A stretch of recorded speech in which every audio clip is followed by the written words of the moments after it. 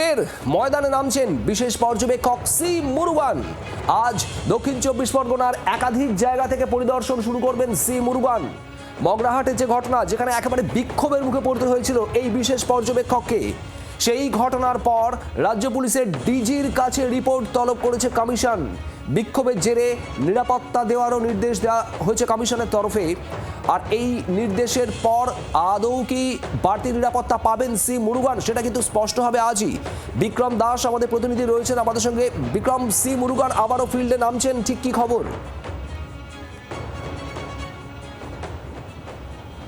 দেখো, নির্বাচন কমিশনের স্পেশাল রোল অবজারভার এবং senior IAS officer C Murugan আজকে তিনি আবারও দক্ষিণ 24 পরগনার বিভিন্ন জায়গায় ভিজিট করবেন। মূলত এসআইআর প্রক্রিয়া কীরকম চলছে সেই বিষয়ে খতিয়ে দেখার জন্যই এই ভিজিট, এমনটাই জানা যাচ্ছে। এবং ইতিমধ্যেই জেলার পুলিশ সুপার থেকে শুরু করে মহকুমা শাসক প্রত্যেকেই কিন্তু নির্বাচন কমিশনের তরফ থেকে তার যে ভিজিট সেই বিষয়ে ইন্টিমিডেশন দেওয়া হয়েছে।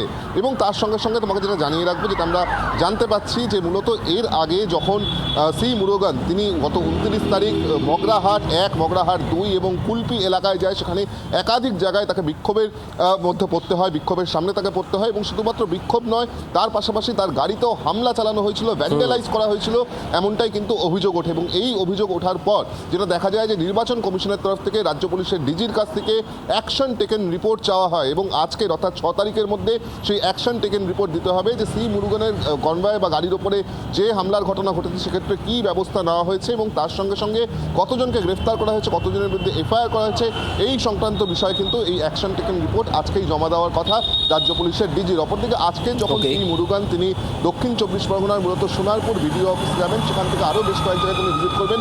সেখানে ঠিক কী নিরাপত্তা থাকে, কারণ ইতিমধ্যে নির্বাচন কমিশনের তরফ থেকে নির্দেশ দেওয়া হয়েছে যখনই স্পেশাল রোল অবজারভাররা যাবেন সেখানে কিন্তু তাদের নিরাপত্তা সুনিশ্চিত করতে হবে, সিনিয়র পুলিশ অফিসারদেরকে মোতায়েন রাখতে হবে। সেক্ষেত্রে আজকে কী ধরনের নিরাপত্তা থাকে, আজকেও বা তাকে কোনোরকম কোনো বিক্ষোভের মুখে পড়তে হয় কিনা সেটাই কিন্তু আপাততভাবে দেখা হয়। সেদিকে অতি অবশ্যই নজর থাকবে আমাদের।